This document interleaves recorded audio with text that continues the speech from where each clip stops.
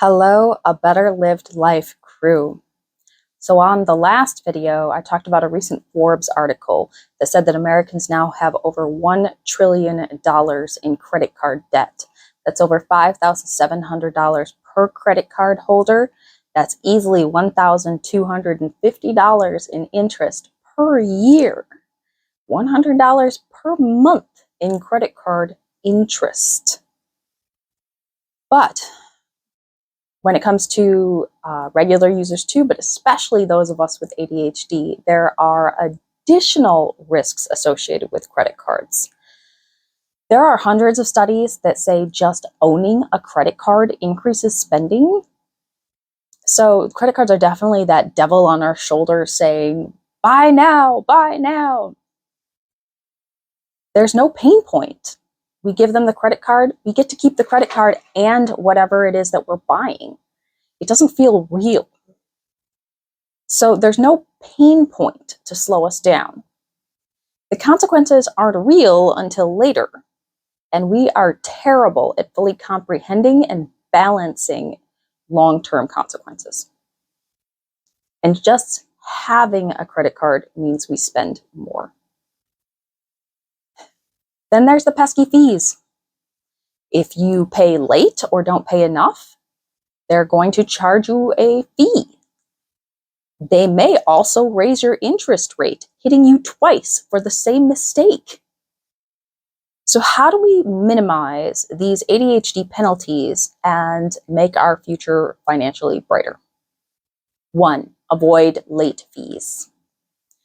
Turn on auto pay, at least for the minimum payment, or set amount above the minimum that you know you can afford each month. If you want to make additional payments, you can just set a calendar reminder to look at what you've got in the bank at a later point in time, but at least the minimum will be paid. There will be no late fees. If your finances allow, you could even choose to pay the full balance or the full statement balance from last month, so you don't pay any interest at all. Number 2, don't window shop. Nothing good can come from it. If you don't need something from that store, don't go in, don't browse. I had to relearn this lesson recently while I was waiting for a friend. I went into a Barnes & Noble. I ended up $80 poorer for the experience, and I still haven't read what I got. Not in person, not online.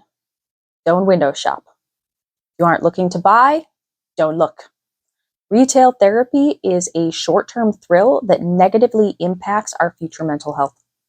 It makes us less grateful for what we already have and creates stress when we give into the impulse, buy something, and then have to deal with the loss of money that could have gone to meaningful experiences or contributed to our sense of safety by putting it into a retirement or savings account.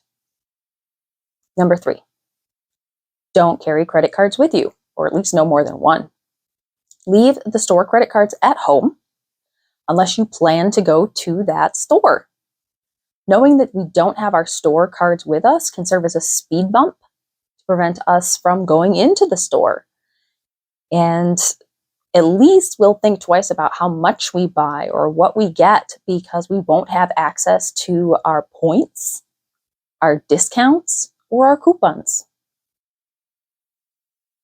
My Costco card lives in my wallet. I get my gas from Costco, and for some reason, Costco's not really a big temptation for me. I get my food, I get my gas, and I get going.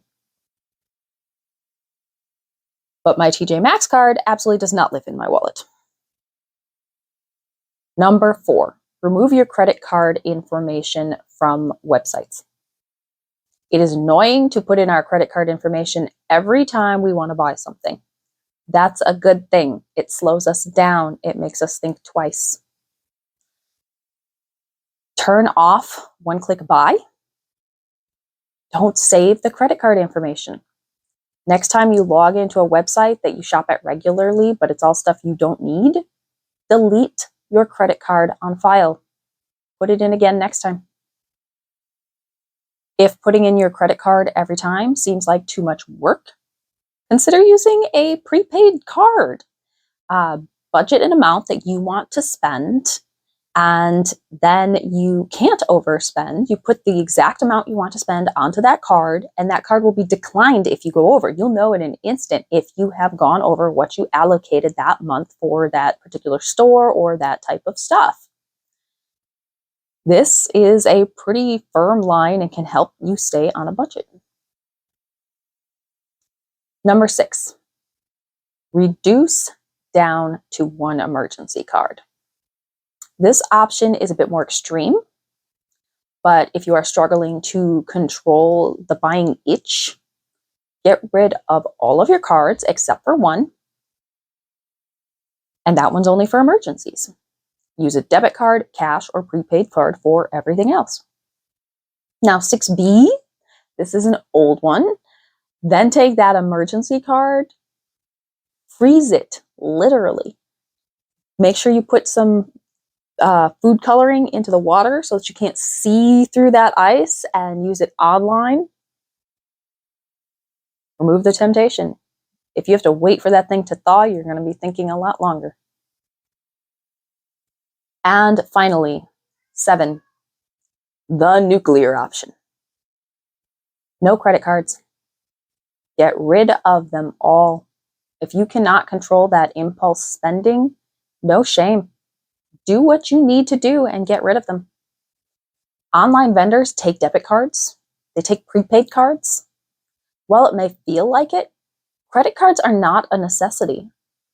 This is a hard step, but you wouldn't be alone. You could join a Dave Ramsey community and learn how to live a cash debit life. It's doable. Whatever it takes to get you to the good life, where you can relax and enjoy. Hopefully, something here was useful to you, or at least served as a reminder about what you were already planning to do. If so, please like and subscribe so that the algorithm will share this content with individuals who may benefit from it, and so that you'll see more content like this. I wish you a happy money future. Good luck. Now go forth and do great things.